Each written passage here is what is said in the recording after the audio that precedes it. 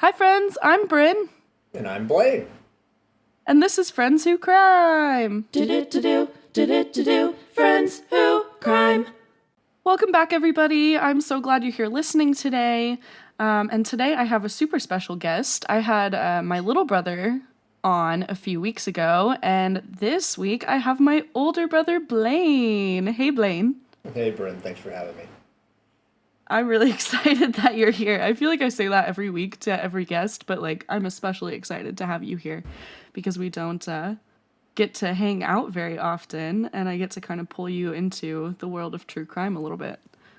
Yeah, I'm excited to dive on into whatever you have in store for me today. So tell listeners, since they probably don't know you, tell them about you. Yeah, so I am a husband and dad of two little adorable children. Bennett in Brooklyn. My wife's Jessica. We live in Dallas, Texas, and we moved here four, 4 or 5 years ago. I think it was 4 years ago for a new job. Had Bennett, had Brooklyn 14 months later, so we've been very, very busy people over the last 2 to 3 years. Um, and I work in marketing. So I actually do a little podcasting myself. The company that I work for actually started a podcast. So like you and I were kind of conversing earlier, it's kind of nice to be a guest. Typically I'm hosting, so it's really nice to kind of sit back and say, cool, I'm gonna add to the show by giving value, and just providing thoughts. So very excited for today. Yeah, you get to kind of sit back and relax today, which will be a good change of pace for you. Agreed. So also, the question I ask everyone, what's your relationship with true crime? Do you love it? Do you hate it? Are you indifferent? I know that it has to do with crime, and it is not a lie. Is what I know about true crime. So that's my experience with true crime. My wife Jessica does listen to crime junkies and watch the documentaries on the different murder mysteries or like whodunit type deals. So that's my experience with it. So I've been around it, but never fully immersed in the true crime environment. That's awesome. This will be super fun then. Yeah. Yeah, Crime Junkies that Jessica listens to. That's an awesome podcast. And I do model mine a little bit after what they do. So you have the idea, which is good. I always do a little segment called Brinterruption. So this is my Brinterruption today.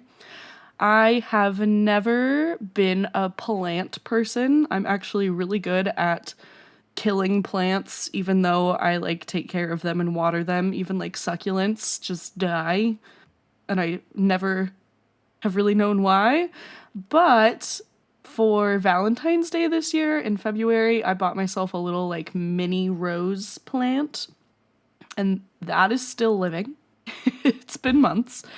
And then I bought some like basil seeds and some tomato plant seeds, and I planted them just in soil, like from scratch, and they're growing. I have like a Nice. basil plant in my pot that is actually alive. That's awesome. Well, if it does die, then you can do an episode about it. That's very true.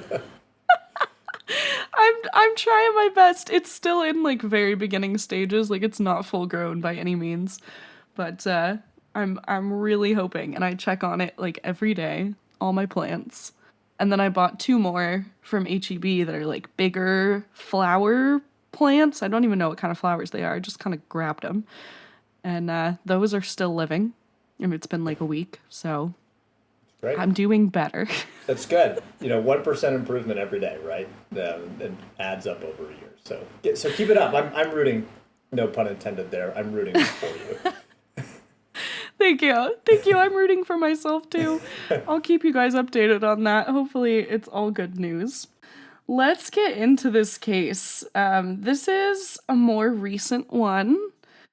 I think this is the most recent case that I've covered. When I had Logan on, we did 16th century. I've done a lot of like 70s and 80s crimes, but this one is like 2022. We're going to start in a town called Moscow, Idaho, where no one expected anything like this to happen. Moscow is a college town, home to the University of Idaho. The city is towards the northern part of the state that's really close to the Washington border. And the population of Moscow is only about 25,000 as of the 2020 census. So, not super huge, just a little college town, super safe. On November 13th, 2022, everything changed for the students at University of Idaho. That day at 11:58 a.m., the police get a call reporting an unconscious person at a house just off campus. The area they're called to is filled with off-campus housing, kind of like it reminded me of like North Campus housing at UT, where it's just a bunch of like little houses that students all live in, but not like West Campus, where it's like its own ecosystem. It's just like a little neighborhood outside of campus. When police enter the house through the front door, they're shocked by what they find. And this is really gruesome. Blood everywhere. On the ceiling, on the floor, on the walls, on the counters. There was so much blood that some of it actually dripped through the floorboards to the outside of the house. Literally right out of a horror movie. So just picture that for a second. They find the first body on the floor of a bedroom. The body had visible stab wounds. They walk over to another part of the bedroom where they find a second body with what they call sharp forced injuries. Then the police walked upstairs where they found two more bodies in a second bedroom, both obviously stabbed to death. This is a horrendous scene, and I can only imagine that the police weren't used to seeing this type of crime in Moscow. And one of the weird things, just one of them, of course, but one of the weird things is that there were two survivors in the home completely unharmed. So, 4 bodies, all stabbed to death, 2 people completely untouched. So let's talk about these 4 bodies. We're going to talk about who each of them are real quick. The first was Xana Kernodle. She was the first body that the police came across, the one on the floor. And the way that her friends described her was just very pure, very kind, beautiful. She lit up every room she walked into. She was studying marketing, and she had a boyfriend named Ethan. Ethan was the second body found by the police in that same bedroom.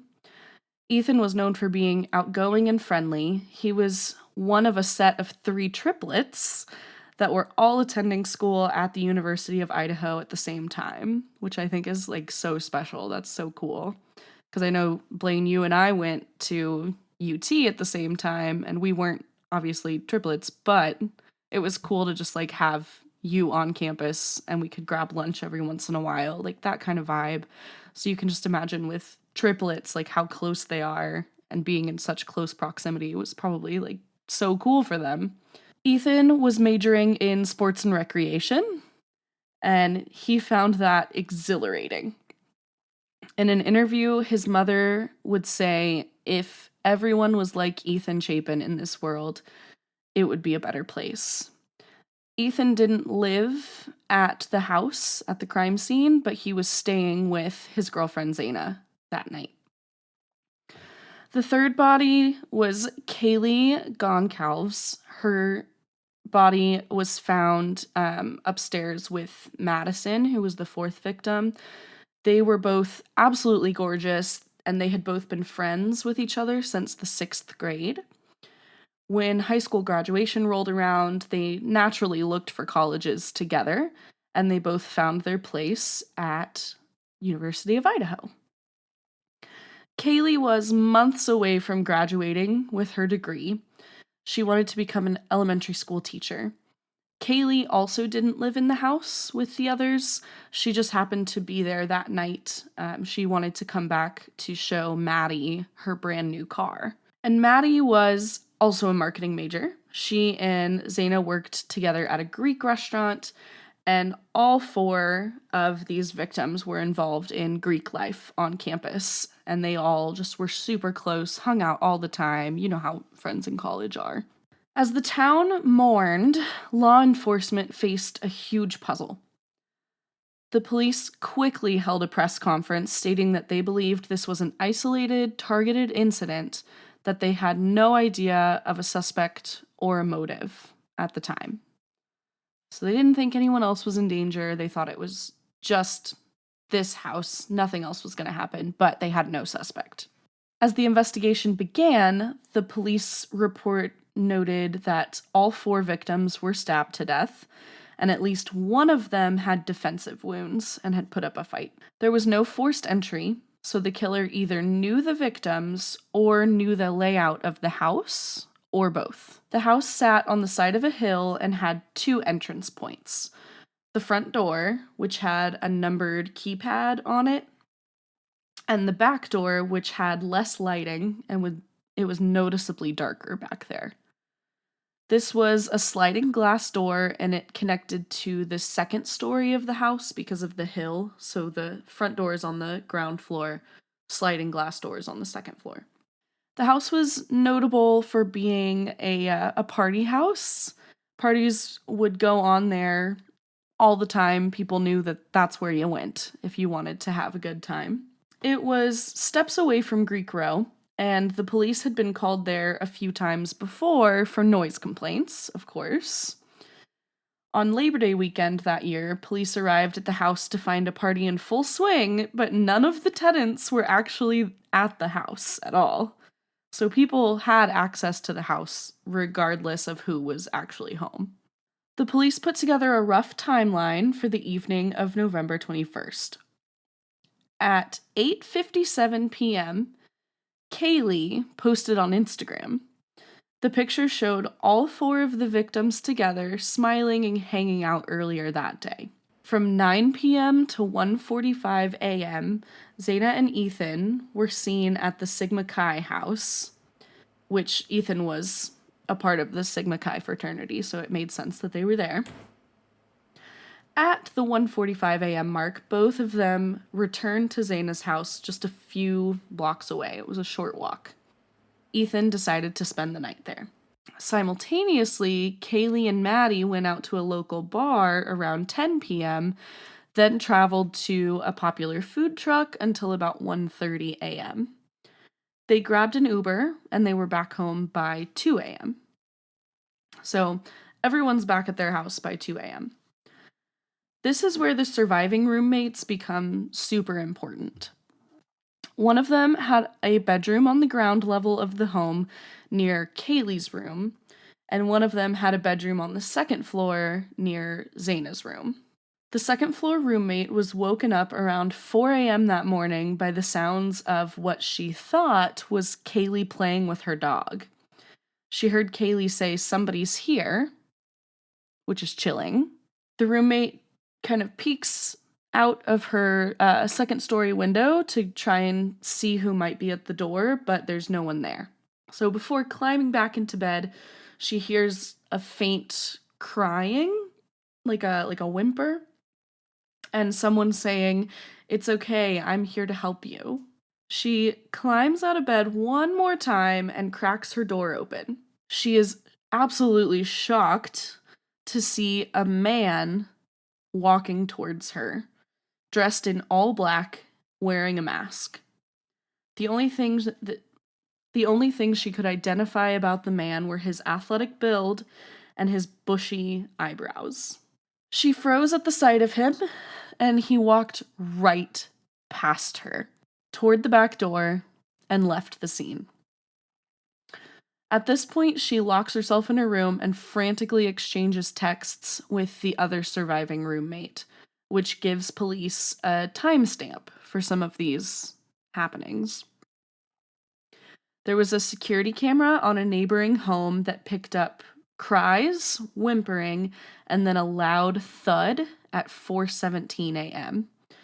After that, a dog can be heard barking over and over and over. Based on all of this, police narrow down the time of the murders to between 4 a.m. and 4:25 a.m. Cell phone records also showed that Zaina got a DoorDash delivery right at 4 a.m., and she was scrolling on TikTok at 4:12 a.m. So, somewhere between that 4:12 a.m. and what police think is 4:25 a.m. is when the murders occur. And that's 13 minutes. That's a 13-minute window. So just so you know, like I'm like listening to every detail. I'm like, this is really cool, right? Like what I mean by what's happening is not cool, but just like how the story is progressing is good. So it's like I'm intrigued, right? Like I'm like, what is happening? Who is this person? Because my initial thought was, okay, it's one of the roommates, right? Like why when the police say we have no suspects, I'm like, my initial thought is, well, the roommates, right? Like they're alive. How are they not suspect number one, number two? But if one of them's an eyewitness to it, part of me still wants them to be a suspect, right? If I'm a police officer, because I'm like, can we verify this in any way, right? I don't know about survivor number two, and I do want to know about VeggieTales and the angry eyebrows man, as soon as possible. But it's interesting how this is unfolding. So, as the investigation continues, police find what they call a latent footprint, which basically means it's not really visible to the eye unless you're like really looking for it. But they use their cool police chemicals to make the footprint more detailed, and they find a diamond patterned shoe print like the ones on the bottom of Vans. And I know you probably haven't ever owned Vans. I don't think I ever remember you wearing Vans, but I did. I was going to say more of a Nike guy over here.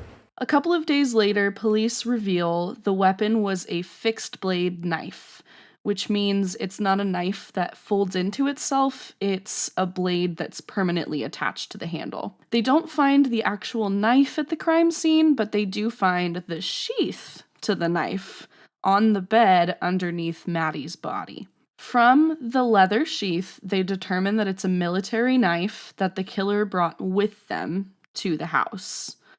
And this means it's not a weapon of opportunity. Whoever committed these murders planned it, and they brought it with them. Police were able to test the sheath for DNA, and they got a full male DNA profile from the little button clasp that keeps the knife in the sheath. Of course, the police run the DNA through CODIS, but there is no match. So this is where a few different sort of theories come into play, and I'm going to talk about this first one specifically, and then later we'll get into some of the other ones. The first theory is that the killer entered the house through the back door, walked over to Zaina and Ethan's room, did what he did, then went upstairs to Kaylee and Maddie's room and did what he did there. However, Kaylee had also mentioned to some people that someone was stalking her, but police were unable to corroborate that statement. They couldn't say whether it was true or false, so that was a dead end. There was a white car. It was a white Hyundai Elantra that was seen on security cameras around the neighborhood, so not only their security camera, but other ones as well. And that was around 3:29 a.m. The car passed the house 3 times and then passed by slowly one more time at 4:04 a.m. The car then kind of drove to like a stop sign intersection at the end of the street, turned around, and went back towards the house. That's the last time that the white car is seen on cameras until 4:20 a.m., where it's seen speeding away from the house. So it's a pretty good bet that this car has something to do with what happened. So the timeline has been narrowed down at this point to between 4:04 a.m. and 4:20 a.m. And that is 16 minutes to kill 4 people. 16 minutes. It seems very efficient for like a common person. Well, and that was my first thought too, was like, with a knife to kill 4 people in 16 minutes, that seems like not a lot of time to me. But it's interesting.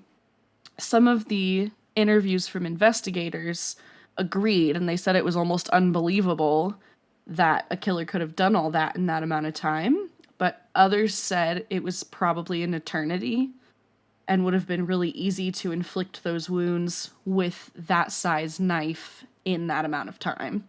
So there's a little bit of discrepancy there, whether it is or is not a crazy thing to do that in 16 minutes. Police searched for the white Hyundai Elantra in the surrounding area, and through tireless searching, they came across a car matching the description that left a nearby town only about 15 minutes, 8.5 miles away from Moscow. This town is called Pullman, Washington. The two towns are generally thought of as like one big community, like they're hyphenated, like Pullman, Moscow kind of thing. Because Pullman is home to Washington State University. So they're both college towns. They have a lot in common. And this white Hyundai is seen leaving Pullman around 3 a.m.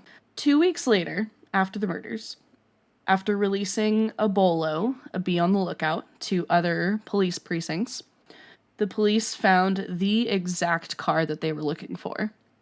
The police ran the tags, and they found it belonged to Bryan Kohberger, a 28-year-old student at Washington State University. He was a man with an athletic build and bushy eyebrows. Yeah, my question here is what's the connection, right? It's like, how does somebody at a different university have a connection to these two, and what do they do, right? Like, what did they do to cause him to go crazy? The big question in this case is why. So let's talk about Kohberger for a second. He's new. Kohberger was a PhD student studying criminology. He's a TA in the criminology department, and he's a little socially awkward, but he has a big interest in criminal behavior. His undergrad degree was in psychology and forensics. His master's was also in criminology. During his undergrad, and this is weird, he conducted an online survey on formerly incarcerated criminals where he asked questions about their emotions and their line of thinking before, during, and after their crimes. He asked questions like, did you prepare for the crime before leaving your home? And he specifically asked for as much detail as they could provide about their emotions and thoughts. Kohberger studied under an expert on serial killers for his PhD, and it was clear that he wanted a career in law enforcement. Makes sense. In his PhD criminology classes, of course, they're going to talk about these murders, the quadruple murder that happened right down the street from their school. Although Kohberger was often talkative in class and he sat near the front, raised his hand, his peers noticed that any time the murders came up, he got very quiet and reserved, and it was like his whole demeanor changed. As far as his background goes, Kohberger was from Eastern Pennsylvania. His mom worked in the public school system. His dad was a maintenance worker. He had 2 sisters. In high school, he was bullied for being overweight, but then in his junior year, he dropped like 100 pounds, and people said that his personality like flipped around and he became the bully. It's really interesting that, that's what he's studying, right? Because, we were saying it seemed efficient. It seemed like he knew what he was doing. And you could argue that the actions that he took before this, even in the study that he did, that he had some sort of interest in how can you do these things? What's your line of thought? What? It's just a very interesting background leading up to the events. Yep, agreed. Agreed. And it puts the question in my mind of, like, did he gather all of this information from criminals and then thought like he wanted to experience that in a way? But we don't know that for sure. A month after the murders, police were digging into details on Kohberger. They looked at his cell phone records and they found that his phone had pinged near his apartment at 2:42 a.m. the night of the murders. Then he headed just slightly towards Moscow, and finally his phone was actually turned off and or put on airplane mode at 2:47 a.m. The next time his phone pings, it's 4:48 a.m., so after the murders took place, and he's south of Moscow. And he drove in like this really roundabout way. Like, he took the weirdest path back to his apartment that he possibly could have. At 9:12 a.m. the morning after, his phone pings near the scene of the crime again in Moscow. And he stayed there for 9 minutes and then left. Weird. Which, like, why? Why would you do that? That is so risky. If he's the one that did this, of course. It's so risky and obvious to return to the scene literally hours after. Maybe it's, I want to see what's happened, right? Like, what's going on. Yeah. So interesting. It's an interesting, And we see that all the time with murderers. Like, they'll come back and visit the scene, but it's usually a day, 2 days, they wait. And this guy, literally like 5 hours after he left the scene, allegedly, is coming back to the scene already to see what's going on. Yeah, maybe it's a fact check, right? Like, I think this, with all the knowledge that he has, it may just be like, I want to go back. Maybe it's remorse. Maybe, I don't know, right? Like, he may feel bad after doing it. You just don't know. That's just weird. That's creepy. 5 days after the murder, he gets a new license plate on his car.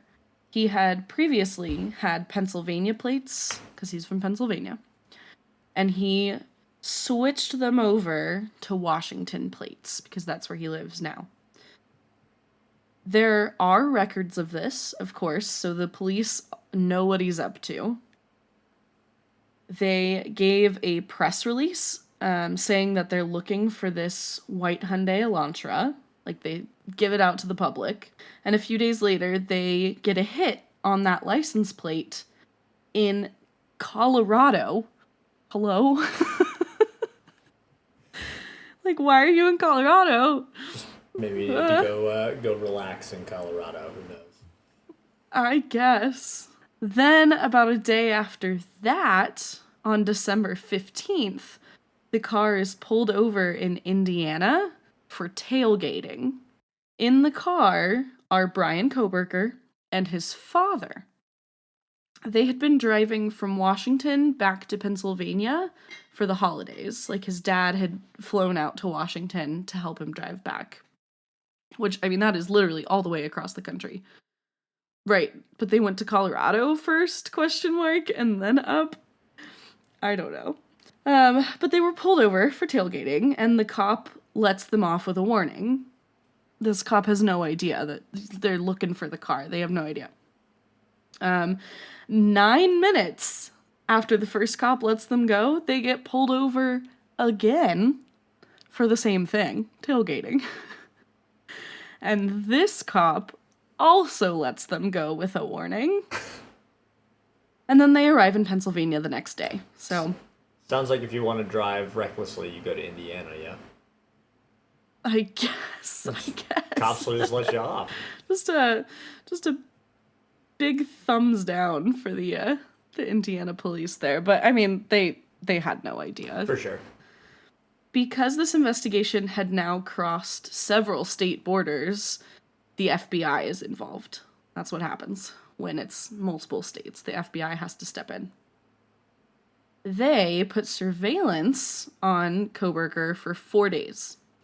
They observed that every time he left the house, he was wearing rubber surgical gloves. And they also observed him cleaning his car thoroughly, top to bottom, absolutely spotless. The FBI is able to gather DNA by rummaging through the trash that they put out on the curb. And this is really common. This is a common tactic for the authorities to use to get DNA from someone who won't willingly give a DNA sample, or someone that they don't want to know that they're on to them or whatever. This is actually how they caught the Golden State Killer in 2018, as they got DNA from his garbage. So they get the DNA from the trash, and it was a parental match to the DNA that they found on the sheath at the crime scene in Idaho. So this DNA was not, the DNA that they found in the trash was not Bryan's DNA, but it was his father's DNA. Dun, dun, dun. So through a genealogical database like 23andMe, Ancestry, like those kind of things, they were able to match 99.99999% match, saying that that DNA was Kohberger's father, and then that the DNA at the crime scene was 99% Kohberger, Bryan Kohberger. So that was enough to arrest Bryan Kohberger. On December 30th at 3 a.m., a SWAT team surrounded the Kohberger household and arrested Bryan for the first-degree murders of Kaylee, Madison, Zana, and Ethan. The police back in Idaho are now able to search his apartment in Washington, and they gathered several things, a handful of things, including dark clothing, some stained bedding, even an animal hair that could have belonged to Kaylee's dog. Another crucial piece of evidence that was uncovered was that his phone actually pinged outside of the crime scene 12 times between June and the day of the murder in November. So he had been there at least 12 times before that night. So the overarching question, what is the goddamn motive? Right. It does make me wonder, like, though, why? about if Dad knew, right? Yeah. Like, Interesting thought. There's a show on Netflix with the guy from Breaking Bad where a son commits a murder. His dad's a judge, and his dad finds out about it, and then like does everything in his power, because he is a judge and he has that power to like get his son in his court case and like get him off and hide all the evidence and that sort of thing. So my mind immediately goes to like, oh, does Dad know? Probably. That's my guess, is that, you know, Dad knows, and he's like, cool, we're going to Colorado first, and then we're taking you across state. It's an interesting thought. I don't know, though, because his dad's just a maintenance worker. So, I mean, I get what you're saying about, like, if the dad knows, he's trying to, like, help him cover it up, sort of thing. There's a lot that we don't know. So, police searched for any connection between Bryan and any of the victims. They looked through his search history. They tried to pin down anything to figure out the motive. But unfortunately, as of now, no official motive has been disclosed by prosecutors or by law enforcement. Several theories have emerged from investigative journalists and online communities, but we are pre-trial right now in 2025. So there's a lot of things that we do not know yet. Let's talk about some of these theories first, though. It's important to note that these theories are speculative. They're not confirmed by official sources. The true motive is going to be explored during the trial, and that's when we're going to know what the arguments are for motive. But Theories The by Reddit. first, yes. The first theory is called the targeted victim theory. There was a book by journalist Howard Bloom that suggests that Kohberger may have been fixated on one of the victims, Madison, and that the other three victims were sort of unintended casualties. The second theory is criminology fascination, which we touched on a little bit earlier. Kohberger's background as a criminology student, some people think that he may have committed the murders to experience or study the criminal act firsthand. The theory is largely based on his academic interests, and again, it's totally speculated. And then the third is just online speculation. Online communities, Reddit, other forums have proposed theories ranging from personal vendettas to psychological disorders. And I really cannot stress enough that they're not supported by official records, and please don't sue me. I don't buy into the first one of like one was targeted and the rest were. It for it to happen in what 16 minutes, 18 minutes. Mm-hmm. I just 16. don't. I just don't see accidental murders happening in 16 minutes. Right?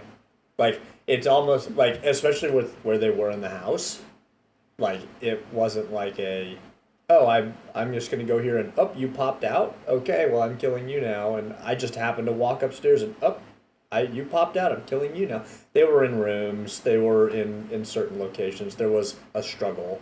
It seems like he went boom or from room to room.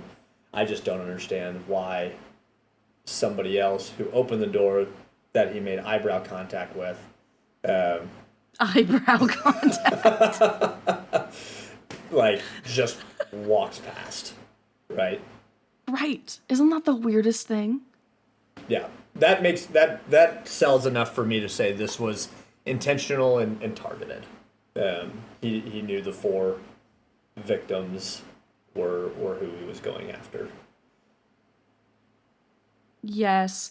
I could also see, because there were two people who didn't live in the house that just happened to be there that night, right? Ethan, who was Zaina's boyfriend, was just spending the night, and if I remember right, it was Kaylee that didn't live there anymore, but she was just spending the night because she was there and wanted to show Maddie her car, so they were in the same room, like sharing a bed. Mm-hmm. So it could have been that he was targeting Zaina and Madison, but then there were people in both of their rooms that were extra, That's possible. so he ended up killing the four instead of just the two. But again, I would think if you're gonna do that, like, why would you pass up the other surviving roommate? Like, why leave them alone?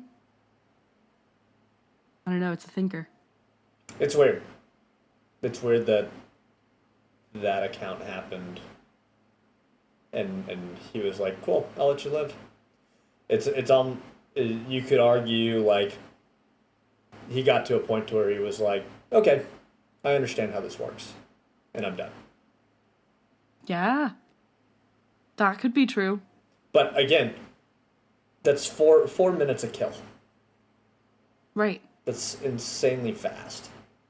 Yeah. Like with it in my head, I'm like, it seems like that's with intent, right? Of like, it's not like I did it. Oh my gosh! Like I'm like shaking and like, what the heck did I just do? Like I regret it, and it's just like almost robotic or like programmed. I'm just like, all right, Yes. boom, boom, boom, and again, kind of robotic with like, you're not my target, and just walking out. Yeah. Well, his trial is set for August 2025. There have already been a couple of delays, so fingers crossed it's actually in August 2025, because that's only a few months away.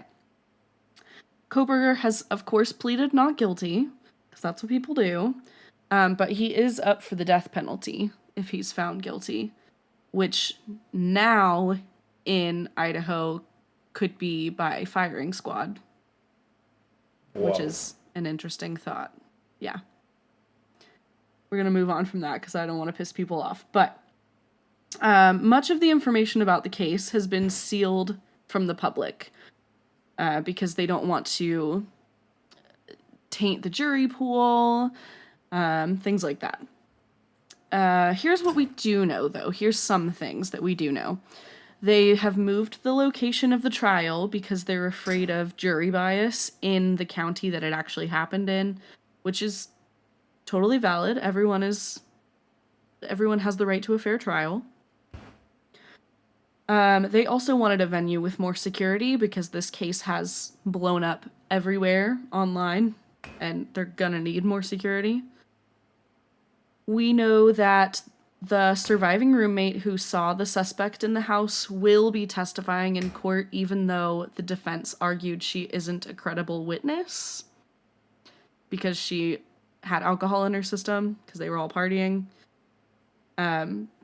But the judge said, yes, she's going to testify, but you can bring that part of it up in cross-examination. So for sure the defense is going to cross-examine her and try and rule her out as a credible witness. The texts between the two surviving roommates, between Dylan and Bethany, have also been released. The texts from that night have been released, which is a huge piece of evidence because it gives exact timestamps, and the 911 call has also been released. The judge prohibited the use of terms like psychopath and sociopath during the trial because they don't want those terms to make it, I don't know, they don't want it to be used to like as a weaponized term against Right. Bryan. They want people to have to explain Right. why They don't they want want to to frame use those him in terms. a certain light. They're like, no, Right. stick to the facts, the story, and let's not see him like innocent until proven guilty, right? Exactly. We know that Kohberger has been diagnosed with autism since his arrest, which the defense wants to use to explain his somewhat strange behavior that people have noticed in the courtroom at hearings and things like that. But the judge said in order for that argument to be valid, Kohberger would have to testify in court, which, in my opinion, is always a bad idea. So, Agreed. we don't know if that will be used in the trial, if Kohberger will testify just to be able to say, yes, I have autism. We don't know. And then the last thing that we definitely know is that Kohberger had a change in representation and is now being represented by a former U.S. attorney. So he's got big guns behind him. It's going to be an interesting trial, to say the least. There are other things online that I wasn't entirely sure were backed up by actual sources, things like DNA being found under Madison's fingernails that point to 3 unknown suspects instead of just one. Things like that. But again, I don't know if any of that's true. It's just like Instagram clickbait. So we will see. And I also just want to say, like, we can't assume too much too soon because we just don't know how the trial's gonna play out. There are things that we definitely don't know at this point that they're keeping under wraps. So, unfortunately, this doesn't have an ending that you can kind of tie up in a bow and move on from. We won't have a conclusion for a couple of years, and that's assuming everything goes smoothly in the trial, and that the trial happens when it says it's gonna happen. But I would love to do an update on this case once the trial is kind of going, or once we get a verdict, or whatever it is. And I would love to have you back on for that update. when the time comes. Yeah, no, that would be great. I was actually thinking that myself. I was like, I'd like to get our reactions to, the court Yeah. case and what was said and that sort of thing, because now I just want to know how it wraps up. Like, what is he guilty? Is he not guilty? I feel like from the evidence you've presented, it seems pretty cut and dry, but court cases are always kind of funky. So, Right. and it's a trial by jury, correct? So Yes. it's how they view it. Can they cast enough doubt on the story and the timeline and credibility of the witnesses to be able to make it a not guilty, that there's not enough evidence? So yeah, I'm now interested. I've actually, while we've been talking, started like following certain things because I'm like, now I want to know. I want to know what's going to happen here. You are welcome. As far as like the aftermath and the impact, this is the last thing we'll get into here, but the house, the crime scene, is still blocked off and marked with yellow tape. A police car sits in the driveway to keep people from trespassing, but there's been sort of a memorial created right outside the yellow tape where people will leave pictures or flowers or crosses or whatever they feel like they need to kind of remember the 4 victims. And Madison's mother co-founded the Made with Kindness Foundation to honor the girls' legacy. They hold events to raise money, to give scholarships to college students.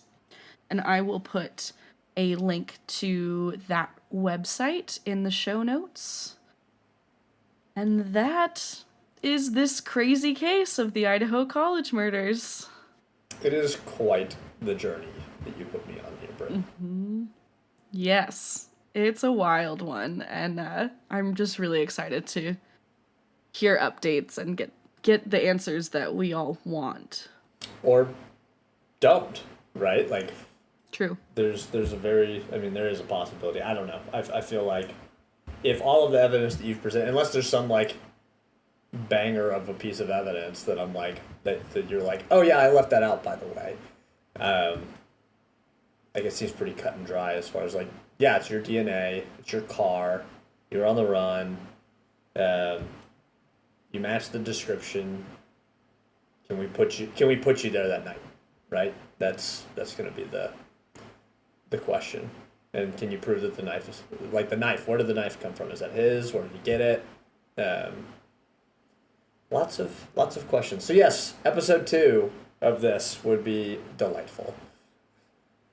Yeah, I mean, if the trial happens in August of this year, like, I feel like, it could last a few months. Mm-hmm. So maybe early 2026 we do an update. I don't know. It just depends. Obviously, we're both gonna be keeping up with it, so we'll make it happen. I will, and this will spark some good conversation in the Dallas Bowman household, because I'm gonna leave here and be like, so Jessica, did you hear about the Idaho murders?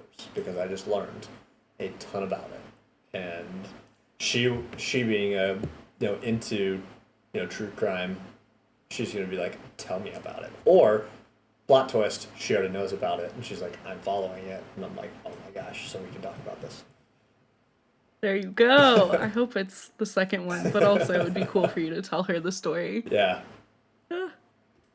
Well, Blaine, thank you so much for taking time out of your busy life with your children and your family and your job to get on the phone with me and talk about true crime.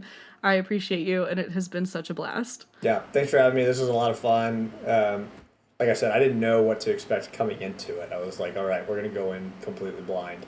And it was cool. I like the way you've set it up. I like the story as it unfolds. I thought it was fun and made for good conversation. And now I have something else to obsess over in my spare time. Again, you're welcome. Welcome to my world.